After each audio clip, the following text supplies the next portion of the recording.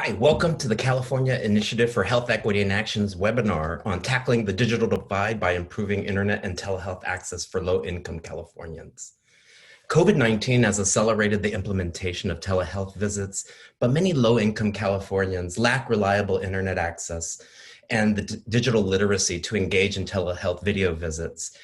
Community clinics, health centers, and other safety net organizations that serve low-income patients in our state, however, have historically lagged behind in their adoption of telehealth visits and continue to struggle with scaling these visits in the COVID-19 era.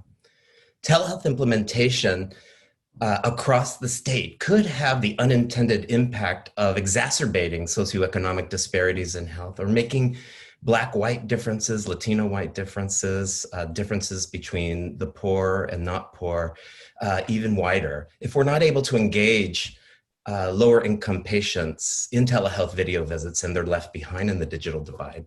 So this panel today is tackling this very issue of the digital divide and figuring out ways to improve access to low-income patients through improving their internet access, through making telehealth easier to use, and through innovating in clinic redesign in order to ensure that patients, low-income patients, do receive recommended care through telehealth and other remote modalities. I'm really excited today to be able to introduce a really fun panel that spans industry, academia, and research and advocacy. Today we have a really packed schedule for you today, starting with telehealth innovations in rural communities with Dr. Miku Sodhi, who's the Deputy CEO at Shasta Cascade Health Centers. He has decades of experience in community health centers in various settings and will speak to the challenges of implementing in rural communities and some of the ways that his organization has overcome barriers. Then Mr. Javier Quesada from Sail Internet will be talking about his partnerships with community clinics, his organization, Sail Internet, in using rooftops of clinics and other buildings in order to improve the reliability of internet access for low-income communities. Then Dr. Zulman from Stanford and the VA, who's a professor there, will talk about VA telehealth implementation and using tablets and talk about the reach and impact of this program in the VA, which is scaled pretty widely. And our final panelist will be Dr. Jorge Cuadros, who is a faculty member at the UC Berkeley School of Optometry and also the founder of IPAX, which is a telehealth diabetic retinopathy screening program that's been widely implemented by health centers, and he'll talk about the implementation of these issues. I've asked all the panelists to touch on policy areas that would enable their work. And I encourage you in the audience to write down questions in the chat, because at the end of the presentations, Mr. Jeff Oxendine, Director of Workforce at the Center for Healthcare Organization and Innovation Research at Berkeley, will take your questions and field them to the presenters. So we welcome your engagement, and we're always welcome to answer questions after the briefing. So with that, I would like to turn the presentation over to Dr. Miku Sodhi, who's going to talk about telehealth innovations in rural communities. Thank you so much, Dr. Rodriguez, and good afternoon, everybody. Hope your afternoon and day is going well. So my name is Dr. Miku Sodhi, and I'll be talking a little bit about our journey as an FQHC, Federally Qualified Health Centers in rural California, in tackling this divide and improving telehealth for our low-income populations. A little bit about the background for our clinics. We are an FQHC. We have multiple set of clinics in Siskiyou County, which is one of the largest rural counties in California and scarcely populated counties in California. Therefore, we serve everybody and everyone, irrespective of their income, irrespective of their social and economic status. Therefore, we see the people who are at the bottom of the barrel, so to say. We have about 7,000 patients, a little over 7,000 unique patients, amounting to about 25,000 visits per year in primary care and mental health and dental health. So our journey so far in impacting this divide, especially before COVID, pre-COVID and post-COVID, has been phenomenal. We have learned a lot during this time, and we were able to give access to a lot many patients. In the last 4-5 months, we have seen a lot of health policy changes that have come up, starting April 1 onwards, especially in expanding the access to low-income patients, but more so expanding the access through telehealth and be reimbursed for those services for clinics like ours. Especially starting May onwards, we have seen that we are able to bill for those patients at the luxury of their homes, and we are able to bill for our primary care providers at the luxury of their homes. So the barriers of the four walls have literally been demolished, during this COVID phase, and that has really helped us to reaching people who we were unable to reach prior to COVID. Other set of policies that have changed literally are that as an FQHC, we are now able to give the services even if our clinics are not yet approved by the feds. Usually it takes about a year or so to get that approval and licensing, but the final approval takes usually 1 year. But now, during these times, during these challenging pandemic times, we are able to give the care beyond those walls of the clinic and beyond those regulations, especially HIPAA regulations, PHI regulations that have been relaxed for the good of the order. So from policy standpoint, we are really able to help those patients who are at the bottom of the chain here and unable to see a provider or get the basic services related to COVID or beyond COVID, beyond testing. We are now giving mental health primary care services to such patients, and we are able to remove the transportation barriers much so. In this county where we serve our patients, we have a travel time for patients usually goes up to 2 hours. They come to us from as far as Oregon border or travel from nearby counties, because we are the only clinic or the only medical clinic, the largest medical clinic in the county.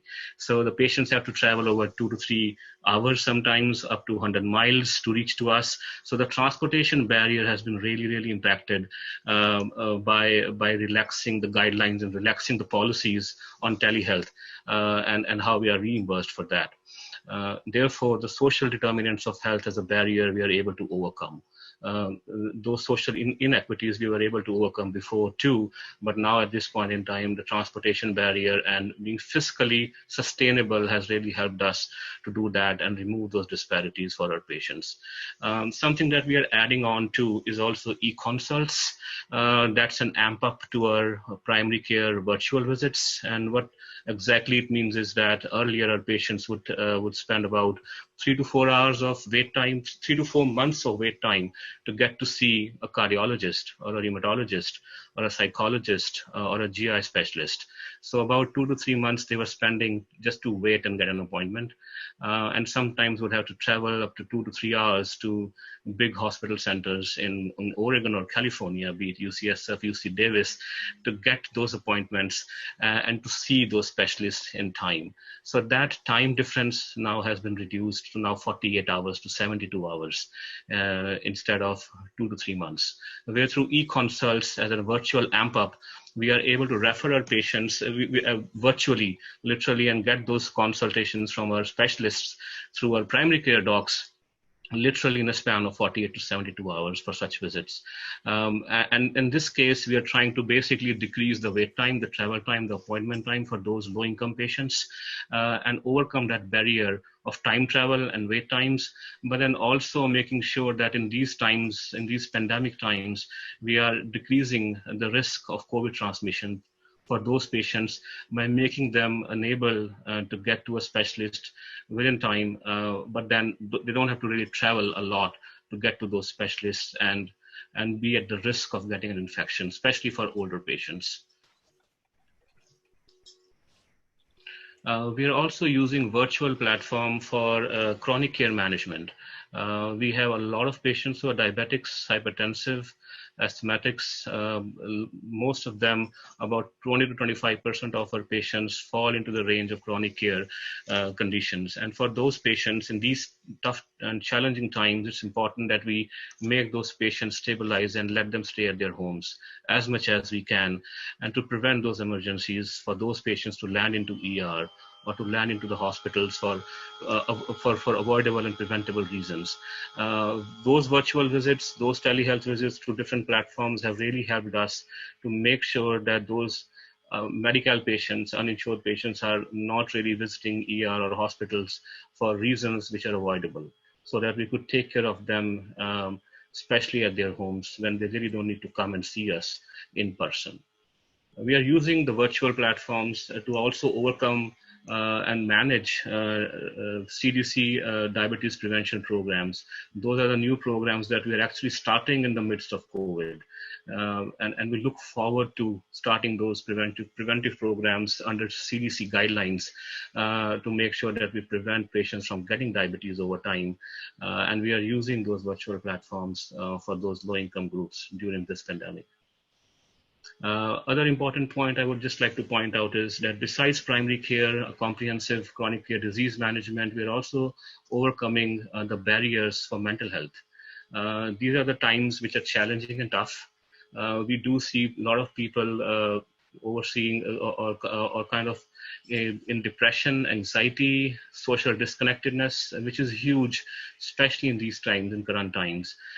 So mental health is a huge issue that we see in our communities. So we are using these platforms to also overcome these challenges, where we are giving virtual visits for mental health and behavioral health, but also doing support groups, social support groups, to make sure that those patients are given the care and the comfort of their homes, and they're connected and well connected to our resources virtually.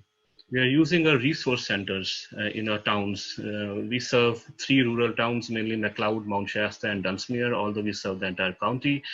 So we are using resource centers in our little towns, in the little rural towns, to be used as a conduit to connect to internet services and telehealth services through those resource centers, where the patients could come and see us and then could be connected to our main clinics, so that they could be given the care they need if they are very far away from our main sites.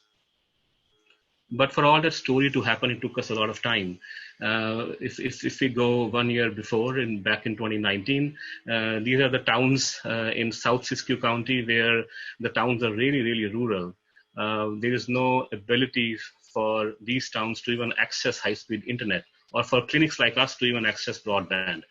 So a year ago, we had no optimum upload or download speed for these virtual platforms to even think about, or even for them to be successful.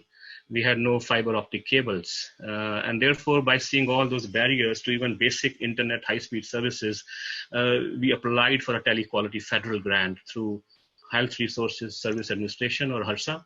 And by getting that grant, we collaborated then with Telequality, an AT&T vendor, so that despite of not having fiber optic cables, we are still able to connect and use broadband and have high speed, so that we could kind of use those virtual platforms, which we otherwise were not able to use 1 year ago.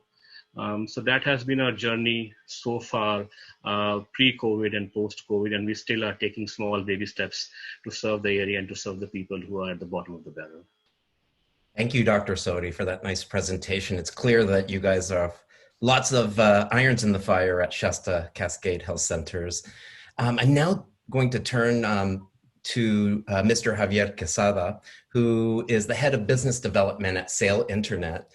Mr. Quesada has previously held multiple executive roles with other tech companies, and his 20 years experience in growth, business development, and strategic partnerships. And one of the reasons I've invited Mr. Quesada to discuss is Dr. Sodhi just closed out his presentation identifying the challenge of no fibers and challenging of fiber optic cables. And Mr. Quesada's organization has tackled this issue head on as an alternative to sort of the big telephone companies. And so I'd love Mr. Quesada to take the floor.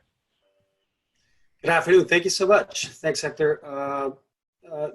So really the problem that we're trying to solve is something that is not new. I could have easily copied this slide right here from the 1990s, the 1980s. Things have not changed. Things have not evolved, and there's many reasons why, but there's a few reasons that are really the reason why. But today, internet in the U.S. is slow. It's expensive. It's hard to get access to. There are low customer satisfaction levels, and there are few provider options. Really, it's really a monopoly or duopoly. And I'm talking about internet access to the home more than anything else. For businesses, there seems to be a lot more options.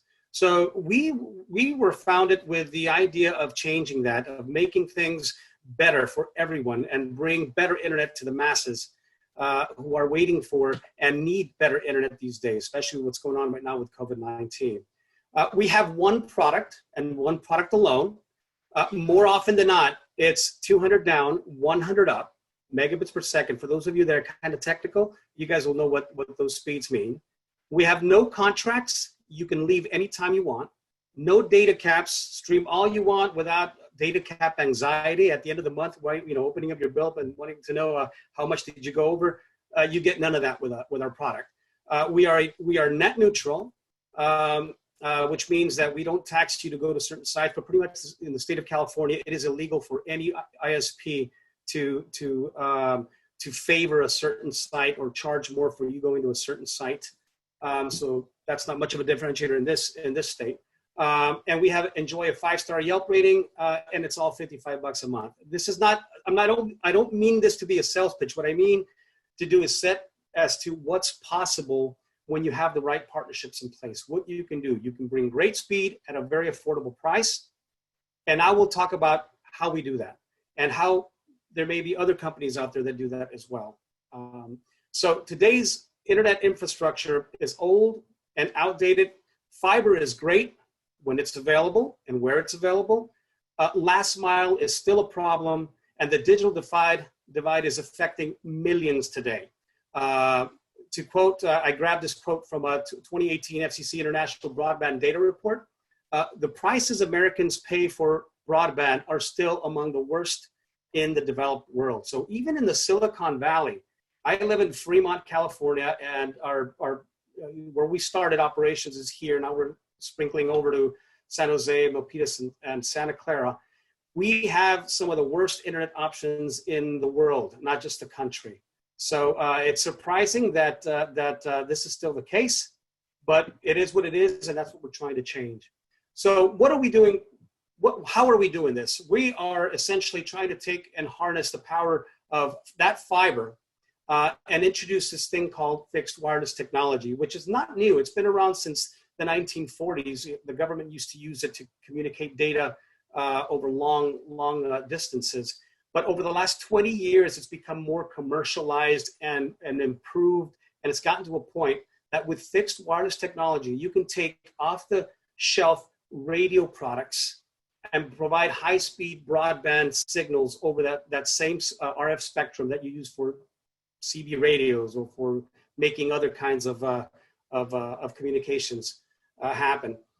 And with what fixed wireless allows us to do is deliver fiber caliber internet speeds at a fraction of the cost and a fraction of the time.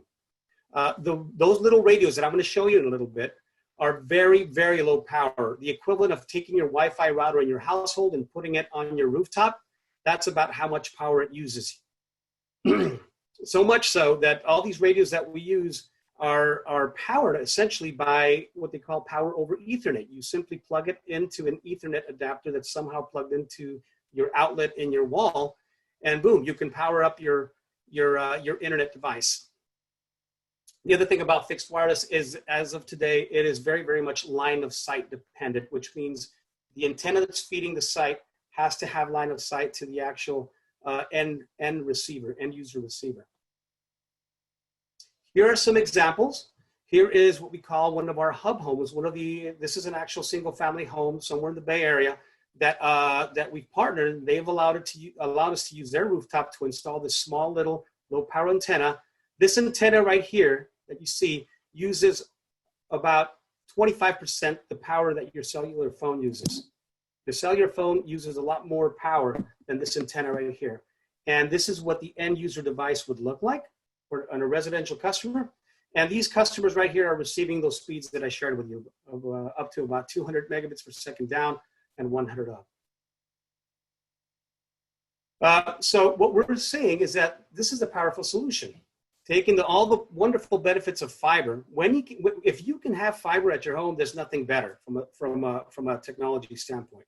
But when you can't, the combination of fiber plus fixed wireless and getting qualified rooftops allow for a wonderful solution that one can bring lots of big bandwidth into any neighborhood anywhere. The challenges that we still have to overcome are we still need fiber. Somewhere along the line, somewhere in a neighborhood, somewhere in an area, we need fiber. And then we need to start building that network through fixed wireless to get to the end user. So we look for accessing qualified rooftops that will enable us to bring that internet. And in the end, right now, from a fixed wireless standpoint, it really is a landlord problem. It's the ability to partner with landlords, whether it be commercial, residential, and in some of the cases that I will explain or I will show, they've been with actual healthcare clinics that have been forward-thinking and see the value of partnering with what we've done. Some policies that are out there that are helping promote fixed wireless and the ability and what it does. The FCC OTARD rule, the over-the-air receptions device rule, has been a blessing. There's still some challenges because a lot of the people that it impacts are still hesitant to really embrace it as much as they should. But what the OTARD rule does is essentially protects the consumer's right to install a dish for either TV or broadband. And it was passed in the beginning, I believe it was around 2000, 2002. Fixed wireless technology was included in the FCC OTARD rule around 2006, if I'm not mistaken. And what it does is just tries to limit the amount of restrictions a consumer has to be able to put something on their rooftop so they can get TV or broadband internet. Protection from who? Well, most of the times it's either state or local rules, government rules that prevent access. I come across HOA CC&R rules all the time that in the majority of cases really haven't caught up to the FCC OTARD rule, so they're a little outdated. And any other unnecessary rule that prohibits a consumer from having a TV or internet service of choice. A couple of recent successes that we took on just because it was the right thing to do. Hilltop Manor is a retirement community that had terrible internet. These were retired people that live at Hilltop Manor that were getting 1 megabit speeds that you can't even stream anything. So they were in real bad shape over there. And we partnered with them. We went and say, you know what, we like your rooftop. It's sitting on a hill, and from here we could see other homes, so it'll help our economics. Why don't we partner? You let us put this little antenna up on your rooftop. We'll invest and put the right technology to run big speed, big internet over the existing cabling that you already have, which was old and antiquated. And it's a win-win thing. You help us, we're helping you. They went from their grandkids saying something like, oh, do we have to go to grandma's house again? She has terrible internet, to now grandkids absolutely love going to visit grandma because her internet is even faster than theirs at home. So you know, we're really proud of that case study. And then we have another one that we recently partnered with, Gardner Family Health in the South Bay. They have, I think, about 10 or 11 clinics in the South Bay. And one of them is in a town called El Viso, which is somewhere in North San Jose off of Highway 237. They had terrible internet options there. DSL was the only affordable option, but it was very poor. The lines, when it rained, it would be really bad internet. So they had just, it was bad. So we've been working on that for it ended up being about 2.5 years by the time we launched service there. And what we did is we found out that Gardner Family Health had a clinic in El Viso. And I approached Jesus Aranda, who's the IT manager or director of IT, and he talked to his boss. We worked out an arrangement that we brought fiber into their building, and from that rooftop, we were able to use fixed wireless to feed that entire mobile home park. And now they've gone from having very poor internet to very high speed internet that they can stream and work from home and do a bunch of things. So we're constantly looking for partnerships like that. If there's any other healthcare facilities or any other communities you guys belong to, you think that it would benefit from these kinds of partnerships, we're very much open to speaking with you. And I think that's it. That's it for me. Thank you so much, Mr. Quesada. With that, we'll transition to Dr. Donna Zillman, who is a professor of in the Division of Primary Care and Population Health at Stanford University and an investigator at the VA Palo Alto Healthcare System. Dr. Zillman is doing some really cutting edge work in implementing tablets for veterans that has scaled pretty widely across the country and has some great lessons to tell us about that. Thank you, Dr. Zillman, for presenting today. Thank you. Thanks so much for having me today. Dr. Rodriguez said I'm an investigator at the VA Center for Innovation to Implementation in Palo Alto, and I've been partnering with the Office of Connected Care for the VA for several years now to evaluate their distribution of telehealth tablets for veterans with access barriers. So I wanted to share some of that work with you today and also just describe some of the other things going on right now in the VA healthcare system. The VA system cares for about 9 million veterans and operates facilities in every state with 170 VA medical centers and over 1,000 community-based outpatient clinics, as well as many other residential and outpatient programs. Many veterans have access barriers, with about a third of them living in the VA patients living in rural areas. Many lack adequate transportation, have mobility challenges, or otherwise homebound due to health issues or caregiving for others, or have work responsibilities that make it difficult for them to access care. And so not surprisingly, VA was an early adopter of telehealth technology. This picture is actually from 1959, when the University of Nebraska offered group therapy via two-way television with veterans at the Omaha VA, Lincoln VA, and Grand Island VA Hospital. So fast forward to today, now the VA's Office of Connected Care offers a number of different technologies and devices to support veterans who need help either with their self-care at home or in accessing their health care. These are some of the VA's virtual health tools. They offer VA Video Connect, which are secure video visits by phone, tablet, or computer with the patient's clinicians, social workers, other providers. The My Healthy Vet is the patient's portal system, which allows them to refill prescriptions and access their test results and notes, and also secure message their providers. There's a Annie app, which allows for automated text messages that can be used for protocol-driven reminders for chronic conditions, for depression, chronic pain, and also more recently now for COVID symptoms. Telehealth is used for mobile monitoring of chronic conditions in veterans' homes, and there are a number of different apps now that the VA has developed, especially for conditions that are especially common in veterans, such as PTSD and also smoking cessation. The work that our team has been focusing on is looking at video-enabled tablets for veterans with access barriers. In 2016, the VA launched a pilot supported by the Office of Rural Health to distribute 5,000 video-enabled tablets to veterans. As you can see here, they ended up being sent all around the country, although there's obviously some large swaths of the country with very few tablets, and then you can see some hot spots. So for the first 5,000 tablets that were distributed, we found that 64% of the tablet recipients used their tablets once, 23% used the tablets 5 or more times. So, some higher users, but obviously also a lot of non-use and underuse, which is an opportunity for improved implementation going forward. We found that the tablets were primarily used for mental health care, but a smaller number were used for spinal cord injury, physical therapy, rehab, primary care. We saw instances of tablets being used for palliative care, chaplaincy as well. So used broadly for a lot of different conditions, and this has diversified more over time. We found in our early evaluation a number of benefits from the tablets. First, in a survey of a random sample of the tablet recipients, we found that about a third of the patients prefer using video to in-person care after they've experienced the tablets. About a third of the patients prefer in-person care, and about a third say that they're about the same. A vast majority of patients who receive these tablets report that they offer them some cost and time savings, especially around traveling to appointments. We had veterans who reported using these tablets so that they could access mental health care from their cars while at work. Obviously for many veterans, they're saving themselves going dozens to hundreds of miles to get to their closest VA facility for certain types of care.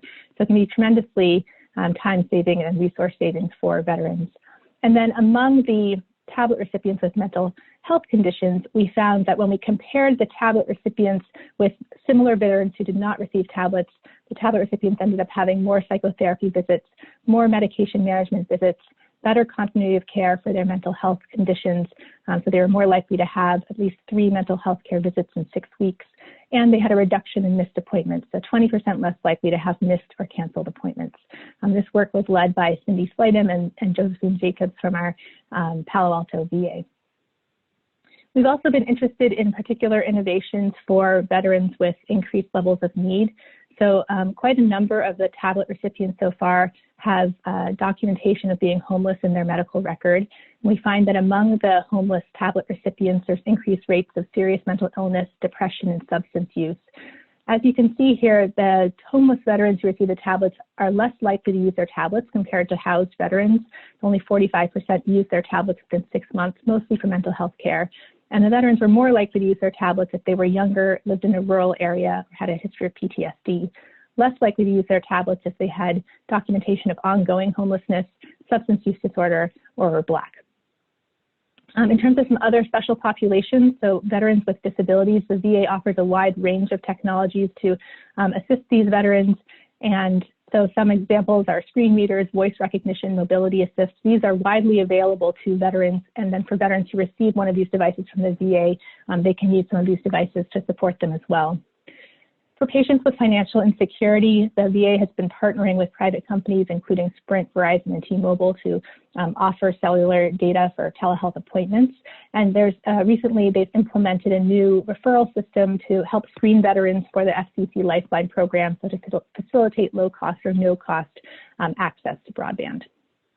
And then for veterans in rural areas, the VA has been partnering with Walmart, Philips, and veteran service organizations to set up these remote Atlas clinics, which allow veterans to go to their closest Walmart and then do a safe and secure video appointment with their provider from that Walmart rather than having to go into their closest VA. So it's just another way, kind of a way of using an outpost to help improve access for these patients in rural areas.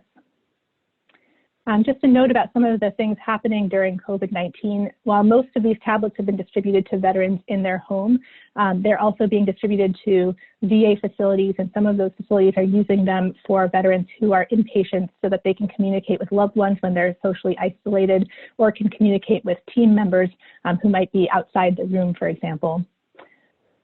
We've seen that there's been a dramatic increase in video visits in general. This isn't just through tablets, this is video visits on any patient's device since the COVID was declared a pandemic March 11th. You can see here at baseline, almost all of the video visits were in mental health care, and there's been a dramatic increase. But also we've seen increases in virtual care for especially care and rehab, primary care, and other types of care such as social work. Jackie Ferguson from our center has been looking at the characteristics of veterans who are using virtual care during COVID, found that they were more likely to use virtual care if they were low income, had a disability, multiple chronic conditions, mental health conditions, less likely to use video visits if they were older, lived in rural areas, or had history of homelessness. And we saw no differences by race and ethnicity. So I think some encouraging news that these telemedicine is reaching patients with increased needs, clinical needs and social needs, but also some evidence of digital divide that still needs to be addressed. And this just shows the distribution of the tablets during COVID and before COVID. So the states with a brighter red are the states that were the higher distributors of tablets before COVID, and the blue dots represent the shipments between March 11th and May 1st. So here you can see, I think interestingly, some hotspots of tablet distribution in areas that had early surges of COVID-19. So in general, we have found that VA virtual care is expanding access for many veterans with complex medical and social needs, and distributing these video-enabled tablets has offered convenient access and cost savings to many patients, appeals to many veterans. I think it's pretty clear that telemedicine is here to stay after COVID, and so it's important that we learn what's working for whom and when. It improves continuity of care, particularly for mental health conditions. But I think a lot of opportunities for the future. First of all, there's obviously some major implementation barriers. Even when we're able to offer veterans these free devices, many of the tablets are going unused or underused. So we need to better understand why that is. Is it about patient preferences? Is it continued content connectivity issues or technical issues? There's an opportunity to narrow the digital divide in some groups, particularly older veterans, those in rural areas, and veterans who are homeless. And there's definitely a need to evaluate the quality of care and outcomes across these different virtual care modalities. I just want to thank my wonderful team, my partner at the Office of Connected Care, Leonie Hayworth, and the VA's Offices of Rural Health and Connected Care for supporting this work. Thank you very much. Thanks, Dr. Zollman. What a bold and exciting initiative at the VA, and lots of lessons learned in terms of addressing the needs of special populations. So thank you. Our last presenter today is Dr. Jorge Cuadros, who is the director of the UC Berkeley Retinal Reading Center for Diabetic Retinopathy Detection and the director of clinical informatics research at UC Berkeley School of Optometry. He's the founder of IPACS, which is a telemedicine program used for detecting diabetic retinopathy. And he'll tell you about his organization's efforts during COVID and prior to COVID. So thank you, Dr. Cuadros, for your time. It's great to be here. I've been involved in telemedicine for quite a while now, 27 years. And there's been a number of times during the course of those 27 years where telemedicine has become very popular, and then the interest has waned, it's become more popular, and then it's waned again. And so this time around, telemedicine is getting a lot of attention. And then the question is this going to be sustainable beyond just the uses that we're finding for telemedicine during the pandemic? We've been doing telemedicine, well, I've been doing it personally because of the underserved population that I've been working with since the beginning of private practice and also in community clinics. People who don't have access to specialty eye care, ophthalmology care, and it's not advanced, here we go.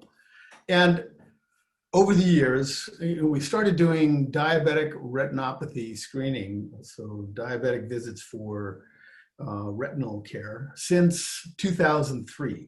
And over the years, there have been many studies, 3 of them that involved us here on the screen, that clearly shows that telemedicine works. You can double the rate of retinal exams that your diabetic patients are undergoing by adopting telemedicine. So that's been really encouraging. The difficulty over the years has been that reimbursement is always kind of a gray area, and more so for federally qualified health centers. Some feeling that it's a viable, billable visit. Others, I'd say maybe the most, they say, oh, it doesn't quite qualify for the reimbursement.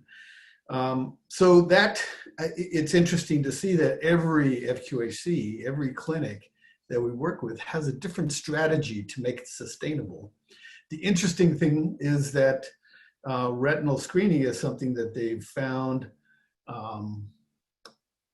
to be part of the mission of taking care of their populations. And so where we've seen a number of companies come and go, they'll start off really strong and just kind of disappear, perhaps because of the reimbursement mechanisms. The subscribing clinics that we've had in IPACS have found it to be something worth continuing, mostly for clinical reasons. And they found ways to make it sustainable. So part of what we've been doing over the years is ensuring that people with diabetes actually get a retinal exam. And what we've found is that it's not just any retinal exam. You know, if we're using these cameras and through telemedicine, transmitting the images, our consultants read the images and give back a report. And it's not just as simple as taking the camera, pushing a button, and then, you know, getting a report. You know, these patients from community clinics, from safety net organizations, actually need a higher level of care than, say, mainstream patients who have good coverage and have lots of choices to go for eye care. Sometimes this is the only chance that they can get a retinal exam. So the quality of care has been really important, has really shown itself as something essential to this. Unfortunately, there's really no guidelines, no policy that enforces that. And so that's been a detriment to the progress of this telemedicine intervention in general.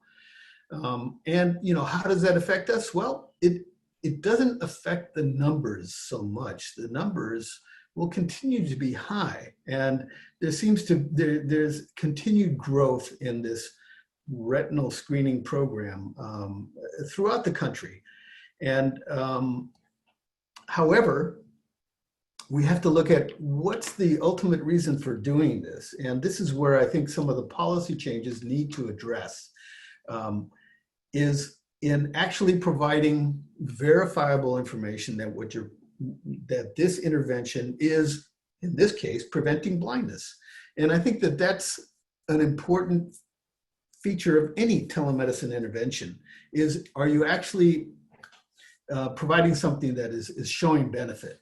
We recently did a study at a well-run county hospital system that was just published in British Medical Journal about what happens to patients with vision-threatening retinal disease after they've been screened. So we've known for a long time, for a while, we've had the suspicion that closing the loop and getting patients from the screening, from the telemedicine visit into actual physical care is not easy. There's a number of barriers. Some are logistics, some are just financial, practical, some is lack of education, but a lot are also affected by social determinants of health and other reasons, very complex reasons. Comorbidities, depression seems to have a big effect on patients' abilities to close the loop. And so what we've learned with this study is that the vast majority of patients do not end up in the ophthalmologist's office within a reasonable time frame, within the recommended interval. In this particular group of patients, we looked at them for a period of 5 years, only 5% were getting in within the recommended interval, 15% or so within 2 times the recommended interval. And then by the time they came in, say a year later, it wasn't because of the screening. It wasn't because they were found to have this disease, even though they didn't have symptoms, and they were able to get into ophthalmology before it was too late. No, it was because they ended up getting symptoms. And so they were going into the live care, the circuitous route that many health systems have to be able to get in front of a doctor. The appointment systems, the difficulties in transportation, everything else that gets in the way. But they were getting there when they were motivated enough to get over the barriers of going to the specialist visit, only when it was already too late, when the symptoms were bad enough that it was too late. So that's really what we've been wanting to address with our current development.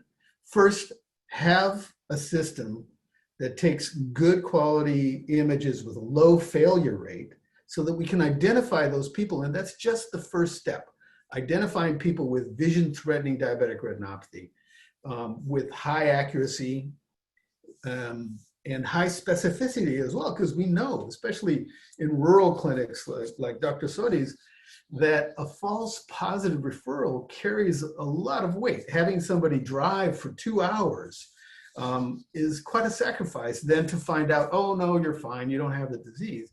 Well, that has to be addressed as well.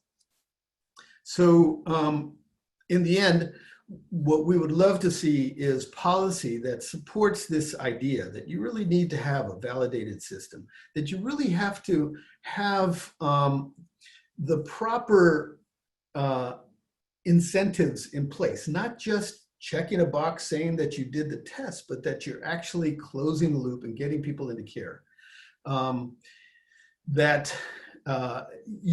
don't get into another period of time where, this happens to telemedicine, it happens to electronic medical records, it happens to algorithms and other informatics things in general is that there's a lot of excitement, and then you hit kind of a desert after the expectations are never really fulfilled because they were never realistic to begin with. So, those are the dangers that I see after 27 years in the field, that we don't want to get into another desert, for telemedicine and other electronic means of improving care for our patients. The other thing too is that a lot of these programs are set up without realizing how much more of a burden it places on the primary care clinic, on the primary care organization, because now that the specialist is at a distance, well, then the primary care has to coordinate the care for their patient, but not only coordinate, but also engage patients in their chronic disease and educate them, be advocates to make sure that they find, the channels to be able to get the patient into care. And unfortunately, those are often not reimbursed. And those are things that primary care does because, they feel the need and it's their mission. But it needs to be something to address so that we can truly, for example, in my case with diabetic eye disease, so that we can truly prevent blindness instead of, just checking a box for screening, and, measure actual outcomes, which is hard to do.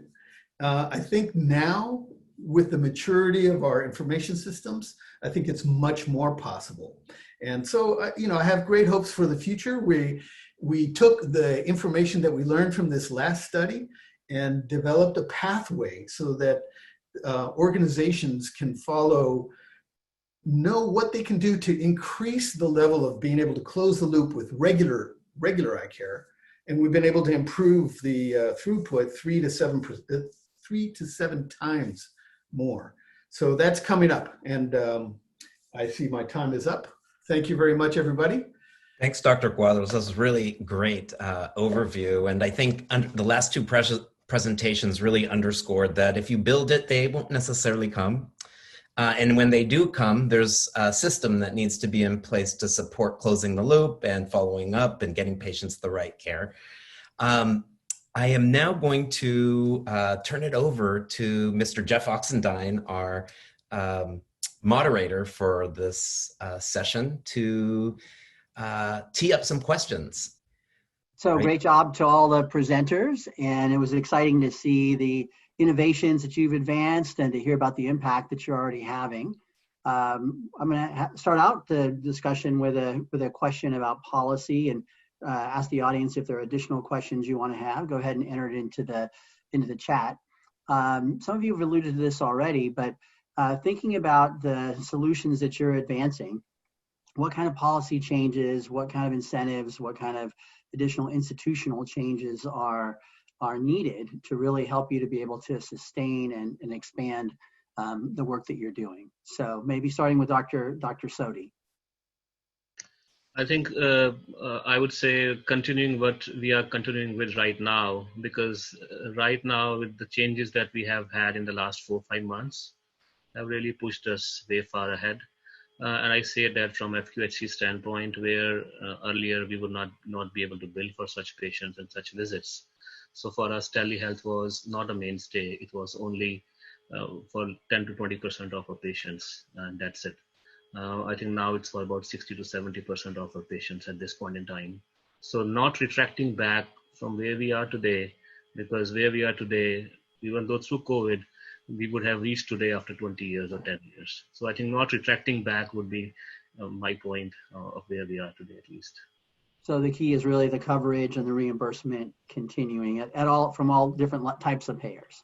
Exactly. And with that, from our end, from the National Association of Community Health Center standpoint in DC, they have been lobbying with the Department of Health and Human Services for about $77 billion of funding in the next 5 years to keep it going. For people like who work in FQHCs and the patients like those which are at the bottom of the chain. Excellent, thanks. Other panelists, what kind of changes are needed to support your work to advance? I'll jump in. The legislation for telemedicine in California is great. There's been, work with, telemedicine laws since 1996. Cogdell for storm forward telemedicine, Hernandez later on after that for teleophthalmology and teleoptometry. It's great. However, when it comes down to actual implementation of the policy through the payers, it's not there. And so people are still struggling to find a pathway to make their screening programs or, their telemedicine programs sustainable. And I think it goes towards these misaligned incentives. And so that needs to be cleared up. Clear language that's not so heavily influenced by the established, professional organizations that will want to, delay the advancement of telemedicine. Mm-hmm. Thank you. Mr. Quesada, how about you with your innovative solutions? What's needed to help sustain and expand that? I think I get back to the landlord problem, right? Somebody sent a question via chat about, hey, can we do stuff with apartments? Absolutely. If the apartment owners will allow us to bring in our equipment and install it on the rooftop, and a lot of times that's our biggest inhibitor is just the actual permission to install fixed wireless equipment on the rooftop. So FCC OTARD rule is one thing, which is supported by the state of California. I think the state of California has an actual civil code that supports the FCC OTARD rule. But proper enforcement of it with HOA organizations, homeowners associations, as well as the continued education of technologies like fixed wireless, I think we can use some help. I think the state of California policymakers can help fixed wireless companies or companies that are using fixed wireless to help educate, help facilitate, and open some of these barriers that we face on a daily basis and getting on the rooftops of buildings. Great, thanks. Another key question we wanted to address is what are the considerations for really enabling some key subpopulations to be able to have better access and better experiences with telemedicine? And some of you have touched on that already. Dr. Zuhlman talking about some of the challenges with some of the people who haven't been able to really utilize the technology that was available. And there's a question in the chat about how do you make it so that language barriers are addressed. So just what considerations do you have for helping different subpopulations be able to take better advantage of this and have better outcomes? Yeah, I can start with that. I think that one of the things that's important with telemedicine is that there isn't a one-size-fits-all, and the barriers that patients experience they're very heterogeneous. So a lot of this is about understanding individuals' needs and then plugging them into key resources. I think it's a combination of some patients needing a person to help them walk through the technology. So for some people it might be technical barriers. We found that some patients actually prefer the in-person experience after having telemedicine. So realizing that it's not for everyone and it's not for every circumstance. And then for other patients where it's really more of a technical issue, they might be able to benefit from having a hub, from going somewhere to be able to use the device, to having a center where they can, or a place where they can go to have these visits when they don't want to have it in their own home or feel comfortable in their own home. So I think it's really about understanding, it's still a lot of work to be done to understand the barriers that are unique to each population, and then kind of individualizing some of the implementation strategies to support them. Great, thanks. Other comments? And so maybe building on that, Dr. Sodhi, you talked about using resource centers within your different communities. That sounded like a sort of a promising approach. How about that, or other kinds of things you would recommend? Yeah, in our case, our resource centers have just been a barrier, kind of a situation, kind of solution to overcome the barriers for food and resources, but then to bring patients in. Something that we are trying out, we haven't done excessively in our clinics is for certain providers and for certain patients, we do a medical assistant check-in one day before the provider is actually scheduled with the patient, so that at that point in time, the medical assistant or the nurse could prep the patient before the actual telehealth visit happens the next day. That is something we are just hoping to start very slowly, but something that is for our older providers and for those patients who we feel are not too comfortable. But we do see that in that case, medication reconciliation for the patients is very easy and better, and they are prepped very much better one day ahead when a medical assistant contacts them before the provider comes in the next day. So that's just a way to overcome that barrier of connectivity, barrier of a little bit of language too there attached to it. Great, thanks. How about any kind of workflow redesign and workforce implications that really are important? Dr. Quadros, I talked about how, you know, underappreciated is the impact on the primary care practices to be able to have the burden of doing some of this work. And I know that to pull off what you've all described takes a lot of members of the team being involved in really changing workflow. Can you talk about some of the key workflow redesign lessons learned, and then also think of any implications for the workforce that we have, the current workforce, or you know, additional people entering the workforce to work on these kind of solutions? So I'd like to jump in on that and also address the question that you had about the language. A lot of what we do really depends on the experts in engaging patients who are the primary care staff. And so usually the language issues are best addressed in that setting. So our task has been to work with the health promoters, the care navigators, the diabetic educators, and other people who are taking care of the chronic disease patients to give them a little window into our specialty, into eye care. Mm-hmm. In addition to that, there's another layer too. It doesn't have to go straight from primary care to ophthalmology. We can take people through optometry, which is kind of like a primary care field for the eyes. And that way the engagement with the patient, the communication, whether in their own language or just being able to spend the time to be able to ensure that they're properly oriented to be able to seek the care that they need is done. So there's training, certification courses, other things that we've implemented. Of course, this all takes resources. And so the primary care organization really has to have the resources to do that.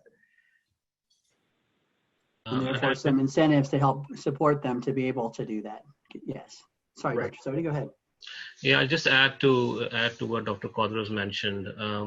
I mean, in our case, it took a lot of education for our PCP or primary care providers on these services, because not many times we would, enhance these services, but they went underutilized by our own workforce. And the reason being that we have a lot of nurse practitioners, we are rural, sometimes people are unaware. The staff themselves is unaware to the fact where they could actually maximize the use of, let's say, e-consults. They would rather look up onto UpToDate and give an answer within 2 days rather than actually going to a specialist through eConsult, because they feel that, hey, I'll spend half an hour looking on UpToDate and get an answer myself, or rather than stepping up and using an eConsult platform. So I think a lot of the faults come from within too, where staff is not educated. They just feel a need to an extra click, or a need, they don't want to do those extra clicks or extra buttons that adds to their time. So they feel that it's a wastage of time sometimes, and they'll find an answer themselves. So I think it requires a lot of education and standing orders from that standpoint, that for these patients, they are just going for e-consults or using those platforms rather than provider finding an answer or searching to find an answers for themselves. For telehealth, for mental health providers, we have really seen that a lot of our patient compliance has become better. And when I say compliance, I mean from no-show standpoint. We had seen earlier in our clinics, because we are so far away from access standpoint, many times we would have 25 to 40% no-show rate, up to actually 50% no-show rate for mental health patients with our therapists. So now for our LCSWs, licensed clinical social workers, it's the access has increased because of that. So the no-shows has decreased for sure. So from that standpoint, that has helped us, I would say. That's great. Thank you.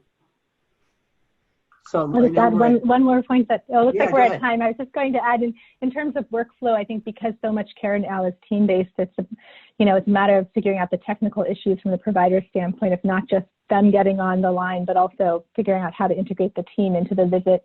And the other point is just that I think when we're training clinicians, it's not just about the technical logistics of how do you do a video visit, but also about the communication that takes place over video and how to have the same connection with patients and the same rapport and relationship building and trust building that we would have hopefully in an in-person setting. So I think there's kind of two pieces that need to be thought about in that training. Great, thank you. Thank you. Professor Rodriguez? It's clear that we have a long way to go on this issue and that all the work that you guys are doing is contributing immensely to the field and moving us forward and ensuring that we can tackle this digital divide that exists.